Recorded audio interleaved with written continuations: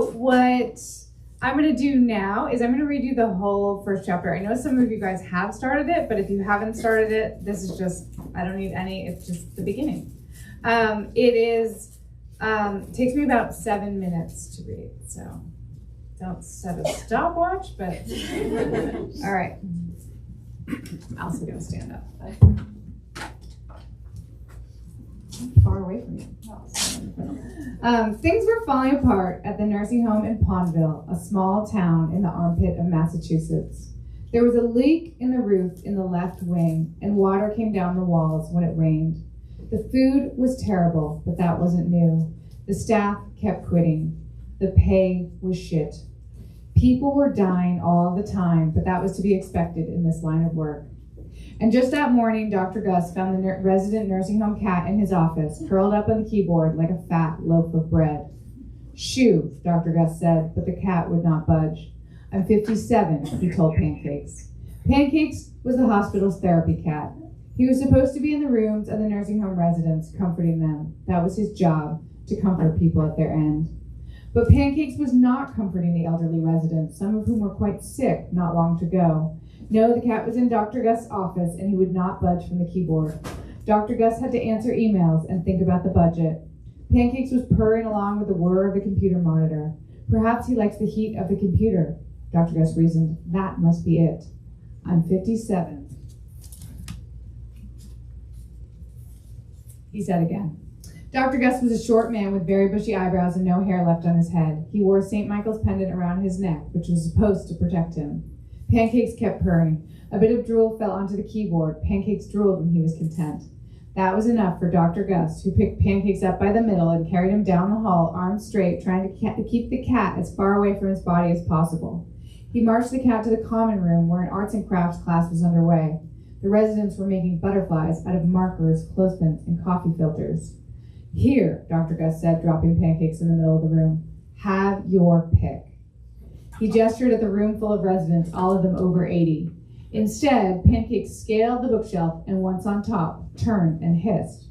I'm glad you're mad, said Dr. Gus, hands on his hips, because I hate you too. Actually, Dr. Gus loved the cat. He was the one who bought Pancakes from a box of kittens outside the supermarket. He was the one who made him a valued member of the nursing home staff. He made Pancakes Employee of the Month more than a few times. But Dr. Gus still didn't want Pancakes hanging around his office, didn't want him lingering in his lap, because the cat had a remarkable talent. It was Mary Beth on the housekeeping staff who had noticed the pattern. Mary Beth was in charge of stripping the beds, cleaning and dusting and sanitizing, and after a resident died, she noticed there was always orange cat hair everywhere, much more than in any other room. She pointed it out to Dr. Gus. She said she heard there was another cat like that, a therapy cat over at a Rhode Island hospital. It wasn't a completely unknown phenomenon. Curious, Dr. Gus had said, and he agreed to look into it. In the morning, the cat was found on the chest of another patient who had died overnight. Soon, Dr. Gus was obsessed with the cat's movements. First, Pancake spent all his time in Mrs. Monty's room, dead in 3 days. Then on to Mr. Broomfield's room down the hall, dead in a week. Upstairs to Mrs. Anderson's corner room. Mrs. Anderson lived another 2 weeks. One time, Pancake snuggled with a patient for 3 months, but that woman was still the next one in the home to die. And so on and so on. Pancakes made his choices. And the cat was never wrong. Dr. Gus was so excited, he called the reporter for the South Coast Daily Sun. The headline read, Nursing Home Cat Predicts Death, Provides Comfort at End. Dr. Gus planned to frame it for his office. But after the article ran, there was no more comfort in the Pondville nursing home. Before, no one except Dr. Gus and a few members of the staff had known about Pancake's knack for prediction. After the article, the residents were in hysterics. Here was a four-legged and pawed Grim Reaper walking in their midst, stalking the halls and picking them off one by one. One of the patients died jumping out the window just because the cat had sauntered in. Get rid of the cat, the nursing home patients demanded. Get rid of the cat, the nurses said at the next meeting. But Dr. Gus didn't believe in getting rid of animals. He knew shelter animals were treated like they were disposable. He wished they could euthanize some of the patients in the Pondville nursing home instead. He didn't want to get rid of the cat. But now Pancakes was in his office, and Dr. Gus didn't want to die either. He was 57 and he was newly divorced and he was having some luck on the dating apps. He'd just gone on a date with a woman he'd really clicked with. She was newly divorced too. They'd had a great dinner at Applebee's and a nice time at Dr. Gus' place after. Her name was Linda. She was into bondage. That afternoon, the first day that Pancakes had showed up in his office, Dr. Gus went to his own doctor, but the doc didn't find anything. Blood pressure was normal, no hard lumps in his abdomen. His prostate felt better than ever. Dr. Gus tried to bravely carry on at work for the rest of the week, but every morning that goddamn cat was in his office. Dr. Gus couldn't handle it. He was young, or youngish. He had so much juice in him yet. So he did what he felt he had to do. During his lunch break on Friday, he took Pancakes in the cat carrier to the animal shelter. The sad one on Breaker Road off Main Street in Pondville with the concrete cells. He's only 2 years old and his name is Pancakes, Dr. Gus said to the woman at the counter. I hope he finds a good home. He's a wonderful cat, he continued. But he was, well, he's a killer. Did you put a little bell on him? The woman volunteering at the animal shelter asked. Her name was Alana and she had 6 cats at home. If he wears a jingle bell on his collar, it will make it much harder for him to kill birds. Or you could always make him an indoor cat. That's a great option. Dr. Gus didn't want to get into it with this nice lady at the volunteer animal shelter. He did not want to get the cat a jingle bell. It would do nothing to fix the problem. He shook his head sadly. He would not change his mind. He's an agent of death, he said to Alana. That's a shame, Alana said, shaking her head also. We'll try to find him a good home. But maybe he'll get lucky. Those were heavy words. Maybe and lucky. Dr. Gus teared up, but he turned away. I'm a good person, he reminded himself. I work with the elderly. I am a good person, he repeated before driving away from the animal shelter and back to work. That afternoon, Alana smoked a bowl at her desk. She fed everyone their kibble, refilled their waters, and then locked up for the night. Pancakes enjoyed his dinner before he started working on the lock. Thanks to his claws, Pancakes was able to pick the lock with surprising ease. Once he was freed, he jumped from his cage to Alana's desk to the top of the filing cabinet. Alana had left a window cracked open to air out the pot smell smoke overnight, and it was through that window that Pancakes slipped out into the night. Out on the road, Pancakes took a left onto Main Street. He walked through the town center, past the stone library and the white steepled Congregationalist church on the right. On the left was the town hall, built in 1856, still coated in a thick layer of lead paint. He went past the athletic club, past the liquor store, past the gun shop, past the crumbling brick fire station. He went by White Rock Elementary School, a square building with lots of windows built on land that backs up onto Assawamsett Pond. Pondville was named for the network of 5 ponds in the town, and Assawamsett Pond is one of the 5. Assawamsett is a word from the Wampanoag tribe, and it means the place of the white stone. Pancakes kept walking. He followed the main road out to the edge of town, past the cranberry bogs and the cranberry juice factory, past a stone bench memorial for a teenager who drowned in the bogs nearly 15 years before. There was an old man who sat on the bench sometimes while he worked through a 6-pack, but no one was sitting there now. Pancakes sniffed the legs of the bench. He lingered for a minute. Up ahead was the town border. Leaving Pondville, the sign said at town's edge. Be careful out there, it said underneath that. Pancakes had learned to read from one of the patients in the nursing home. Alberta Russet would read aloud from the Russian masters while Pancakes snuggled on her lap. Alberta Russet hadn't made it to the end of Anna Karenina before her death, had missed the entire part about the train. Pancakes walked to the other side of the roadside sign. Welcome to Pondville, it read. And then in smaller letters, written in yellow on a white sign looking like piss and snow, the town motto read, You're safe here. Bullshit, thought the cat, because he had seen his fair share of bad things and he was only 2.5 human years old. No one was safe in Pondville because no one is safe anywhere. Pancakes knew with certainty that there had been violence in the town. He remembered that the first events of King Philip's War happened in Pondville in 1675, and that war was an absolute bloodbath. All cats have an ancient knowledge. It's dogs that are born with a blissfully clean slate. I can stop there. There's one more paragraph, but you can read it.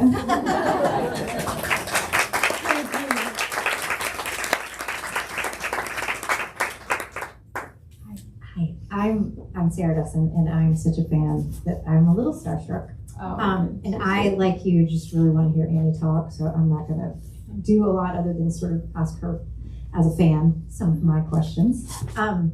So your debut novel, Rabbit Cake was pretty much the perfect novel. And I loved it so much. And of course, we didn't know with the first novel that animals were going to be such a theme for you. And this one begins with a cat. We don't want to give too much away. But do you feel that there's something particular that draws you to the connection between humans and animals and to explore that in your fiction? Yes, I did have, after Rabbit Cake came out, and those of you who read it know that there are a lot of animals in that it's about a little girl who is obsessed with animals, and so it's an adult book, but it is narrated by a child, and so when I went to write a second book, I was self-conscious about it, and I asked my editor, like, is it okay if I have more animals? And she said, that is what people are going to expect, that they want. Give the people what they want. And I do think with most writers, there's just obsessions you can't get away from, and I am obsessed with animals. And so I did. A challenge for me would be to, there's actually a quote in Rabbit Cake where the guidance counselor asks her, like, what's your favorite, like, do you like that, is that your favorite animal? And she just says, like, I like all animals, really, and just feels like she isn't seen by this, guidance counselor. I always want to say that to people, like, I like all animals, really, but I've only had dogs and I've had rabbits as pets, but I've never had a cat. And that's because my dad is super allergic. So I was given a cat for 3 hours before my cousin who brought it home from college for me found out that I couldn't have the cat. So I had an aunt who had my cat as a kid. That was traumatic. So when I started writing about Pancakes is based on a real cat from there was a Rhode Island cat named Oscar who lived at this hospital. Oscar still has been dead for a bit, but he still makes the rounds on TikTok, so people sometimes know about Oscar. Oscar for 10 years was a hospice cat, and he would go around. He was not a friendly cat, which I really liked, that he was kind of a shadow cat, and kind of mean, but I just really like that detail because but anyway, he would go around and people knew that if Oscar was in the room, to call the family, because the person in that room was going to die soon and they should come and say their goodbyes. And he predicted over 100 deaths while he was alive. So I did think that was a cool story, but I also thought, like, what if and so the newspaper article in here that says nursing home cat predicts death, provides comfort at end. I stole that exactly. I love headlines, and I love that headline. So animals just give me. What I thought was funny is what if they didn't like it and they kicked him out, and then where does he go from there? But to answer your question, like, animals, I like to write in like a semi-magical place, and animals are semi-magical to me. They just, there's so much that we don't understand about them, and that they offer so much, and we do understand what they're thinking a lot of the time, but there also is more to them. And then there's things we put onto them too, they just allow me to work in a semi-magical place. So I will always have animals. There's just no way that I could be like, just humans only. Right.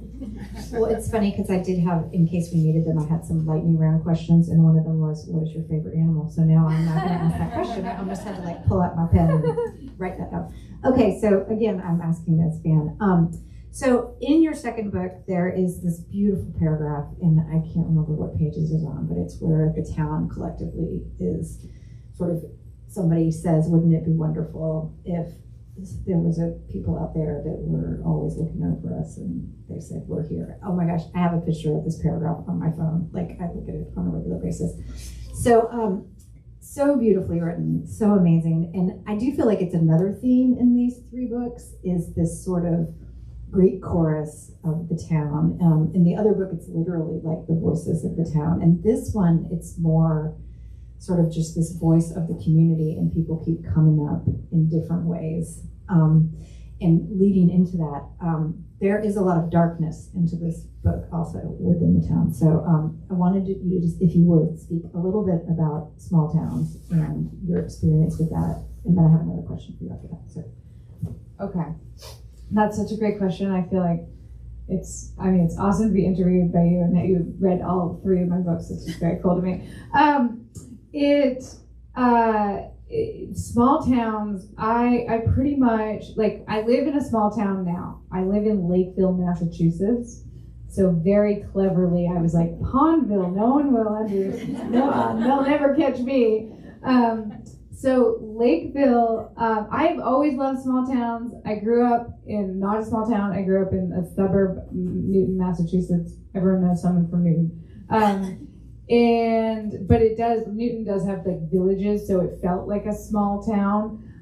But then we also spent a lot of time in Freedom, New Hampshire, where my grandparents lived. And that was like my childhood was in Freedom, New Hampshire. So at Freedom, Alabama in Rabbit Cake is named for Freedom, New Hampshire.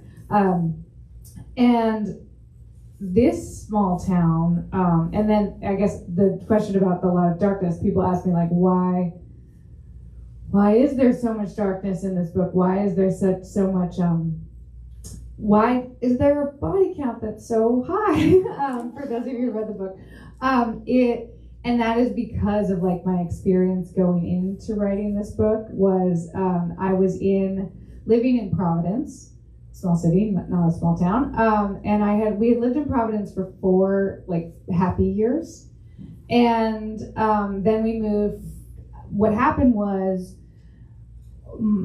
we lived in this really nice apartment, and it was we were on the 2nd floor, and then there was the bottom floor. Our landlord moved in. Originally, it was owned by someone who didn't live there, and then our landlord moved in.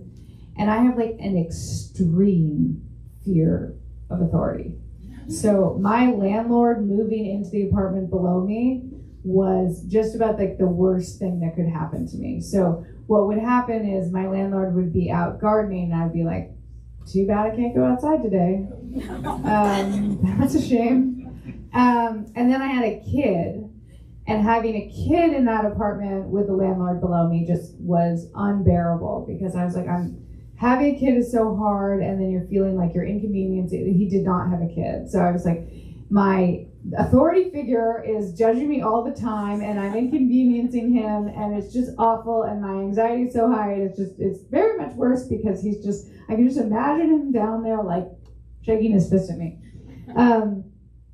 So I decided we needed to move to a house, but we couldn't afford to buy a house, so I was just looking to rent a house, and it was about to be 2020, and so we ended up moving in March 2020. We moved ourselves, which I still don't actually know how we physically did it. Like, I think we blacked out, and 3 days later we were there. And so we moved to a house on the west side of Providence, which is different. The east side is where Brown is, it's where RISD is, and it's where all the cobblestones and all the tourists are. And the west side has some very cool things going on, but it also does have some challenges. And we moved to this house that was set back from the road, and it was in this really busy road, set back from the road, and there was this empty lot next to it. And the empty lot was like swampy, and it was told that the water table was too high, so they couldn't build on that. But our house had been there since 1930, and it was a cool house. And the landlord had said, if you take care of that lawn, or not the empty lot, but the lawn in front, the setback from the road, we will take $200 off the rent. And I was like, that's the best deal ever, because now it's the same price as the apartment that we had. And so we moved in, and it was March 2020, end of March. And then the lawn grew back, and it was 100% poison ivy. And it was just, and then it was our obligation to take care of the lawn. So then we had to call, and the people who came were like, I don't know, that's probably too much poison ivy for us to deal with. And I was like, it's literally like, you are the poison ivy removers. That's like your job. So that was one of the first things that happened. The other thing that happened actually on the first day we moved in was our neighbor stabbed her sister. To be honest, it did not bother me very much.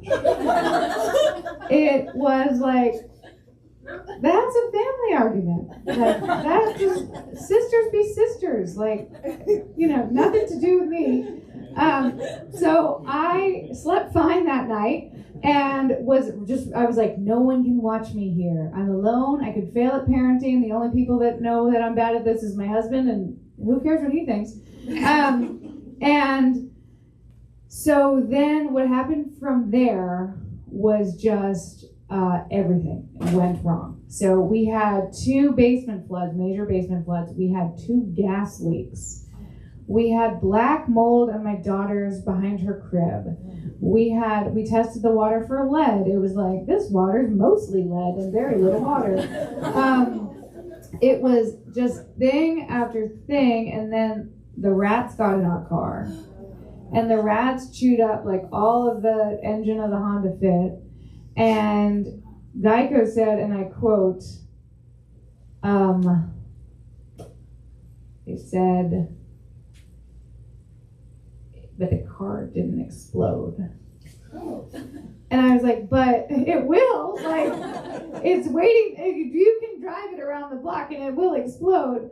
It was just, so then we had to call the rat guy. And the rat guy came and he set up all these rat death traps around the room, around the backyard, and he said, oh, I see you have a small child who's just learned to walk. Make sure she doesn't run at any of the rats because they will charge her right back. And I was like, she doesn't speak any English.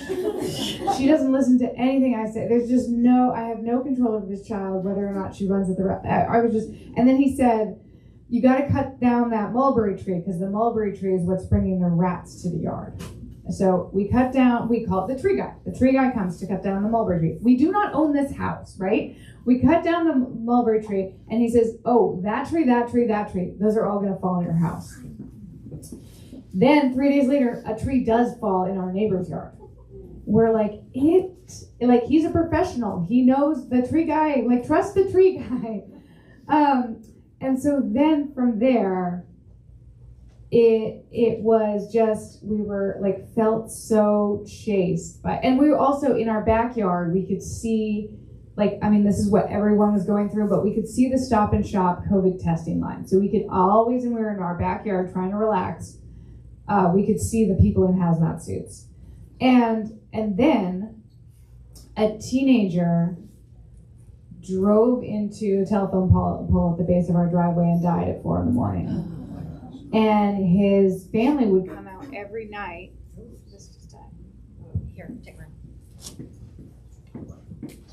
one. And teenager died at the base of the driveway. And and his family would come out every night. And there was no sidewalk on this street. And they would come out and hold vigils at the base of our driveway.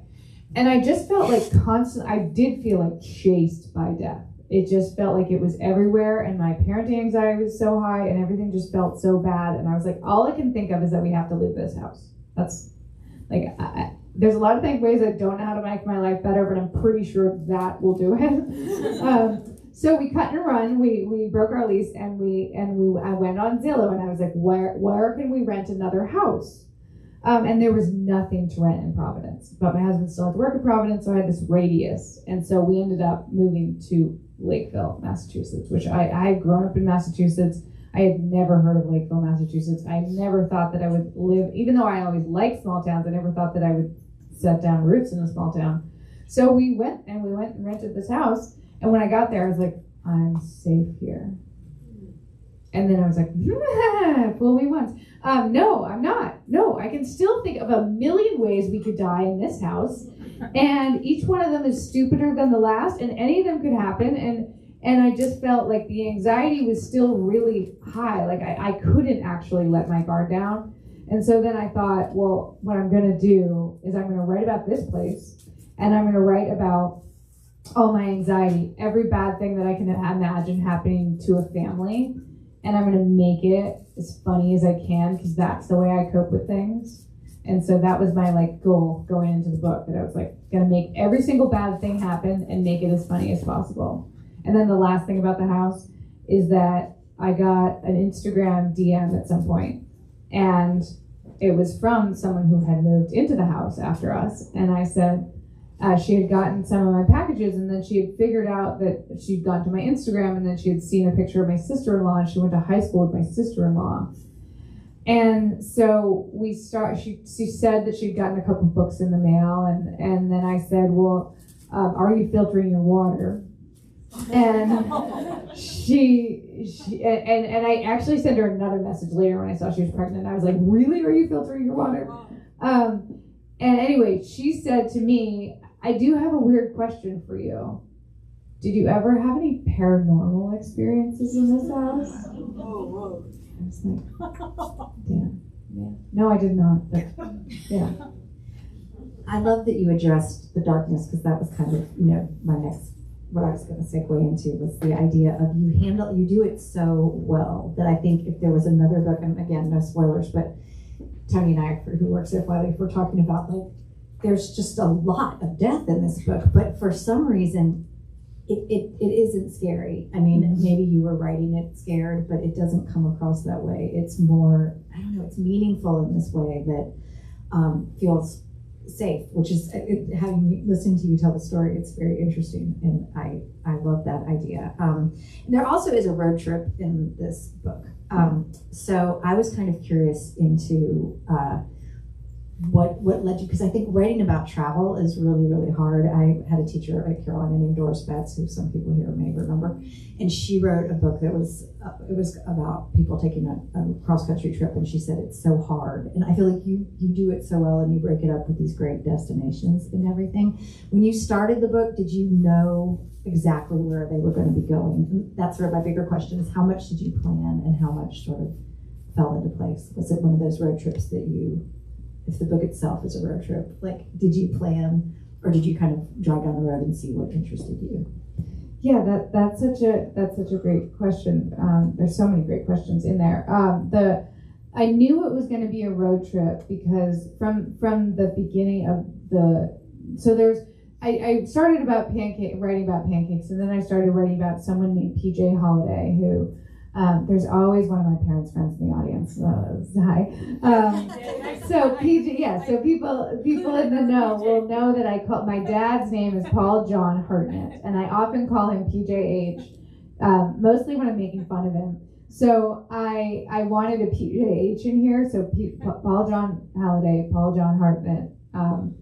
They are similar in a few ways. But so what originally I just wrote about, I was writing about this man who, PJ is partially inspired by my dad, but he's also really inspired by this man that I barely knew. I used to work at a musical theater company, and the musical theater company was, it was like college prep for kids who wanted to study acting and musical theater in college. And so I was working with I was sitting just chatting with one of the acting professors who was there to train the kids for their auditions. And I was just talking to him about himself, and he told me that he's so sensitive that every morning his wife cuts up the newspaper and removes things that would upset him about animals and children. And I thought it was like the most amazing detail that anyone had offered me about themselves, and I was also like, it's a terrible thing to do to your wife, you know? And so that happened. I had that job before there's a frog there. I had that job before Rabbit Cake came out, so it was like 2016, and it was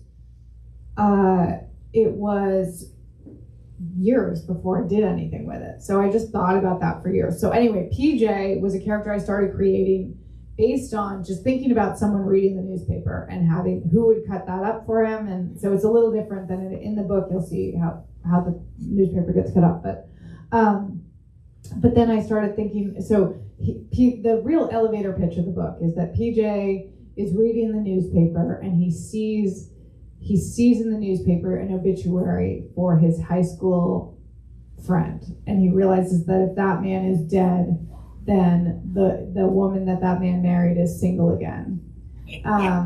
So he decides to drive cross country. So it was a road trip book from the start. That was like kind of what got my wheels turning. Sorry, I don't mean to be that dumb. But I did not know what was going to happen. I had a couple goals. I knew that I was really wanted to make it like really what I consider my most comic work yet. I really wanted it to be funny, not just like all the books are supposed to be funny, but they're like sometimes slyly funny. And this, I was like, this is just straight comedy in my mind. And so I'm gonna kill everyone. But I wanted it to end with a wedding. So that's not a spoiler. There is going to be a wedding at the end. It's mentioned in the first chapter. So, but other than that, I didn't plan anything other than the reason it is. Sometimes I'll just take something from my real life, and so I wanted it to end in Tucson. Also, all the road trip books end in California because it makes sense. It's like, where's the furthest possible place you can go? So I was like, I don't want to do that. So I'll end it in Tucson, but also because part of it was, so they end at Tender Hearts. The goal is to get to Tender Hearts Retirement Community. And when I was 22, I worked with my friend Jordan there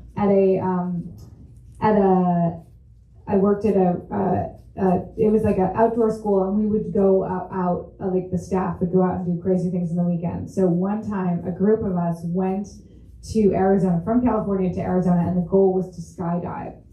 But none of us had any money, and so we couldn't get a hotel to skydive. So we ended up, like 15 of us, sleeping on the floor of Rafe's grandmother's apartment complex in a retirement community. And we were all somewhere between like 20, like the oldest one was probably 28. And we like partied and went in the pool and nobody bothered us. And I'm like, we were, it's 55 plus community, like someone, and his grandparents were not there. And I've thought about that so many times because I like didn't realize like, I think how like kind of like inconsiderate we were being. It was just kind of like, there's a pool and like, this is his grandparents' place. So sometimes I will just take some, like, even though that isn't really, that's not what happens. Nobody goes skydiving. And so Tucson was like, I've been to Tucson, and not only have I been to Tucson, I've been to a retirement community in Tucson. So that's easy. Yeah. I want to make sure that we have time for everybody else's questions. So I'm just going to ask one quick one because I, as a writer, always want to know, what is your writing process like? I mean, if you could answer, like, are you I get up in the morning and I writer, or are you I know that you have a small child, and that I hate that women always get asked. I wanted to make a point of not being like, because I am curious, like, how has your writing changed since you had your child? How has since your daughter? Do you feel like you write children differently? But I'm trying not to be. You can ask me anything about children. But I am really curious about, because your writing seems very effortless, and I know that probably means that it takes a lot of effort. So I'm just curious. I think as writers, we're always like, can you give me some nugget of wisdom? And that's what I personally need right now. So please. Well, this is accountability. I mean, if you don't follow me on Instagram, you may not know that I run accountability workshops with my accountability friend. So we do, if you are writers and you need accountability, this is like my whole brand is to help writers like get work done and fit writing into their life, because we all struggle with it. Like, and you never get, like, you're never cured from it. Like, you could be Sarah Dessen and you're still saying that you struggle to. I mean, it's always going to be hard to find the time. And one thing that helps me is there's a lot of pressure to make people say write every day, and then it won't be, she should write every day. But for a real job or any routine, like a gym routine, you don't say go to the gym every day. That's like usually would set someone up for failure, especially. So instead, I think like a routine just means you routinely do it. With this book, along with my buddies in the accountability workshop, I started doing a sticker chart. And a sticker chart was great because I would, for every 500 words I would write, on every day, I would give myself a sticker. And I know 1,000 words has been like a really, a lot of people, I have done 1,000 words at some point. With Rabbit Cake, I did 1,000 words a day. I have come to the point, maybe this is after having a child, or maybe this is just like going a little slower. So what I like about doing 500 words versus 1,000 words is that you can go a little slower, and you can also delete. So one problem that I have with 1,000 words is you're like trying to push towards and then push forward without being. I love to delete. So if I'm just writing 500 words a day, then I can delete. So what I will do is, when it is, make up a word count, and it won't be forever. It's just be like, let's do this for this month, and keep a sticker chart to give me motivation. And the sticker chart is great because I hang it up and I can see, even if I feel like I didn't write at all this month, like I didn't write at all, that's how I'll feel. But then I'll look at the sticker chart and be like, I have 6 stickers on there.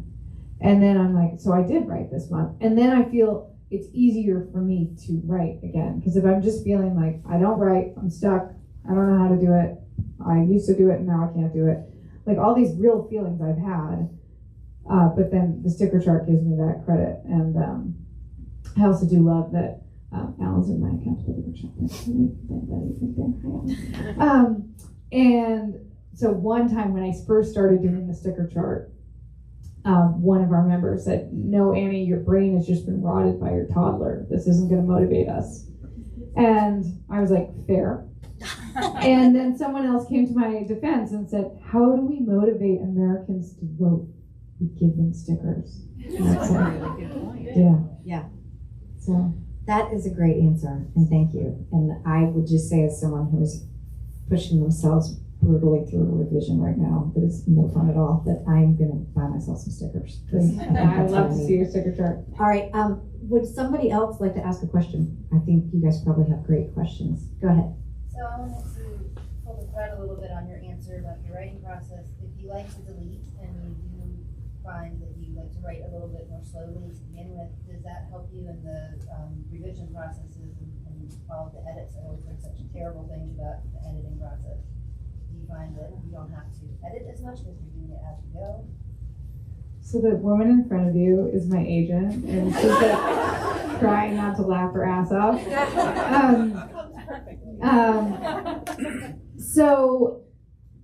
No, actually, so I actually try to go. So I'm going to contradict myself, but I try to go through a first draft as fast as possible because I hate first drafts and I love revision. So, but I do find that I like revision. So I like to revise as I go, and because that's the part I like, but I am actually trying to get through a first draft as soon as possible. But because that is the one part of writing that I cannot find much pleasure in. It's just later. Like, I think the metaphor that people talk about, like first you need the clay in order to sculpt it, is a good one. That most of my actual writing joy comes when I'm sculpting it, and that's where I figure out. I just get lots of. It's not that I don't get any zings of pleasure from the first draft, because sometimes it'll be like, oh, that's good, or that's good, but a lot of it does happen later, and then I can revise forever. I love to revise, so that's when I have to. At that point, I do get like totally insane though, because I want to be working at that point. I don't want to be writing 500 words a day. I want to be working 24/7. I want to be working absolutely all the time. I don't want to be bothered with my child. I don't want to be bothered with my husband. I don't care about anything except I want to work on the book. So what I have found helpful when I'm feeling that way is to either I booked when I was working. I guess I was still, no, that's not true. I still had some to write, but I booked a Airbnb for 3 days, and I went away and I wrote 26,000 words in 3 days. So sometimes just doing, there also, and then I did do a residency where, I was gone for 10 days, and that was helpful too. But doing, so either applying for residencies but also just giving yourself that writing time and saying like, I'm going to get a hotel room. One night is not enough. Like you need like 2 or 3 nights so you can really get that. And then just bring food so you don't have to cook. I don't cook anyway. Honestly, my husband cooks for me. I'm a brat. But I think that, it is about like just try. One thing that I always write to myself in Excel spreadsheet is that books are so long. So I will track like word count and like what's going on in the book. And then I will write out every day, keep calm, stay 1 chapter at a time, because I get so worked up emotionally about like, when's it going to be done? Is it going to be good? And then if I can just be like, stay calm, 1 chapter at a time. So I will write it out over and over, even though it autofills, like, because I write the same thing every day. But. Another question? Right there. So your characters they're quirky and they're original and they're people I've never read before.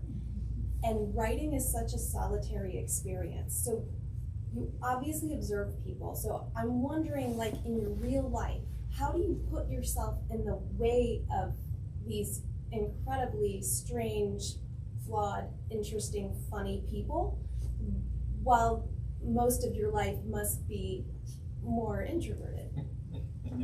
I love this question. Much better than any of mine. There's a joke among my friends that Annie's kink is for old men to talk to her.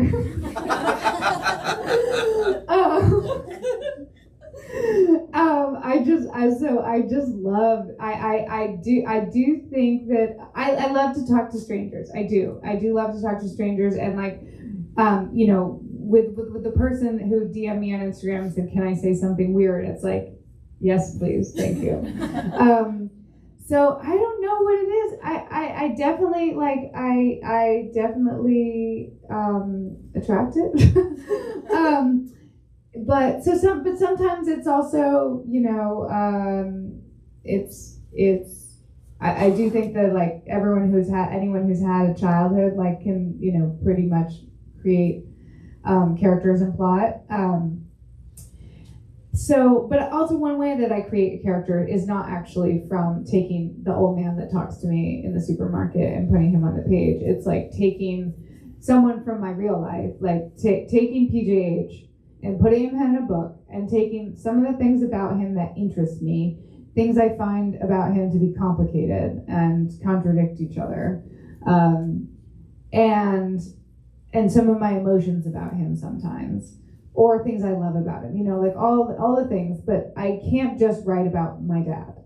So what I have to do is I have to layer, because he would just be my dad, and so I have to layer in other people. So I guess the real answer to like, how do you create someone who feels real, true to life, but is also is quirky and weird and is to take qualities of a bunch of people and to make them into a new person. So I take my dad, and then I took the dude from Big Lebowski, which people notice, not because he looks like that, and also because I really wanted to, I knew I wanted it to be funny, and I knew I wanted it to be dark, and I was like Fargo, and I wanted to go darker, and I wanted to go funnier, and so I was like the dude from Big Lebowski. And then I would take, the man who cuts up the newspaper, and then I'll take like just a bunch of people who and create a character that way. Sometimes when I'm having trouble creating a character, like working on Sophie, working on youngish women is always hard for me because I'm writing too close to myself or the person I once was. And so those characters just historically have been the hardest to get to be a fully fleshed out person. And so when I was working on Sophie, and actually also Emma from the last book, I had to give them, like, you think about how they look, and then also think about what they do for fun, a hobby, and then having how they look and what they do for fun in kind of contrast with each other. Like making Crystal from Unlikely Animals, she's blonde, She's bleach blonde. She wears a lot of eyeliner. She's into witchcraft, which is like, so those are kind of things that is stereotypical. But then she's a basketball player. And then she uses those witchy nails to like scratch other kids on the court. And so like then she becomes an actual person to me instead of a caricature or it's like a flat version of like, so that's how I will do it is I will kind of keep adding things. It's like layering on the frosting until they really become a person to me. And then once I have them a person, I can do whatever I want with them. Another question? Yes. You just touched on this a little bit, but I'm just interested in how your first book, the main character was a girl, and then the second book was like a young woman, and then this was the first book where the main character was from the perspective of kind of an older man. So it seems like maybe that was a little bit. Because I'm turning into an old man. Yeah, I was just wondering what that was like for you, kind of that shift from the main character being women to writing about this older man, how that was. Yeah, that's a great question. I mean, Clive is also an important character and unlike the animals, and in some ways it's like a two-hander that's like unlike it's like Emma and Clive. And I do actually, it's easier for me to write from a perspective of someone who isn't like me. I don't really know why that is, other than like, you know, it's easier for me to like make fun of, and not that I'm ever making fun of my characters. I don't think I am making fun of my characters. I'm making fun of the situations they're in. Like I have a really easy time writing children and a really easy time writing this old man. And the hardest thing is writing the young, well, I didn't have a hard time writing, like Emma was one of the hardest characters for me to kind of get my head around. And maybe because she is in some ways she's nothing like me, but I was also a lost 24-year-old once. So it was this book, I don't know, this book is more similar to Rabbit Cake in my experience writing it, in that the characters came to me easier and it went faster, and with Unlikely Animals, and I know some of you have read it, like weaving in the historical stuff was really difficult. But again, I just have to do the character work. So I had to do the character work with Sophie. I actually don't know how to answer this question, because I don't know if I really even consider, like, none of them are me. So I'm not writing about my own life. But PJ came to me easily, and so did Elvis. And then some of the other characters you have to work on a little more. Maybe one more question? I don't know. Let's see. Anybody have another question? Tony? Well, first of all, when you were talking about your experience in Providence and the house, I was like, wait, isn't H.P. Lovecraft from Providence? Yeah, yes. I thought maybe that was his house. But to go along with that, you mentioned that you wanted this to be super funny, so you upped the body count. Like, why is death so fucking funny? I mean, that's kind of a big question for the ages. Yeah, because it's something we're all afraid of. Yeah. And because it's something it has to be fun. I mean, my sort of someone asked me, like, what's your line? What's not funny? Like, what jokes can't you tell? And I was like, well, I don't know. Like, you can't just blanket say like that. None of this, you can't tell this joke, because jokes are a coping mechanism. And so if you take people's coping mechanisms away, you like take their voice away. So, death is just, and also it is like, I'm an Irish Catholic, and like death is just, that's part of the culture. Is so I remember when I was 16, my grandfather died, and he was like, he was the patriarch of the family, and actually his name was also PJH, Paul John Hartnett, and at his wake, he's lying there in an open casket. And my 16-year-old boyfriend came to the wake, and my uncle grabbed my 16-year-old boyfriend around the neck and said, like, come meet the old man, and put him right in the casket. And it's like a horrible thing to do to a 16-year-old boy, who later cheated on me a lot, so totally deserved it. but so part of it is the culture I think I was raised in, but it also is just like, how else? The only way that I know how to go through the world, whether it's thinking about that we're all going to die and everyone we love is going to die, and it could happen at any time, or all the other bad things that are always happening, is just like, how do you cope with it? Because yes, we should do things, like we can't do anything about death. There are things that we should be doing things about, but also we have to also live in the world and try to enjoy life, because we probably only get one life, and the way you do that is just tell jokes, or that's how so it's my coping mechanism, and I hope to make other people laugh too. I just live to make people laugh, so it's what I hope that you Mission accomplished. thank you. I feel like that's a really nice way to wrap up, unless somebody has another question. Well, I just want to say thank you so much for coming to Chapel Hill, to my little small town. Thank you so much. And if other people still want to get books signed, you're available.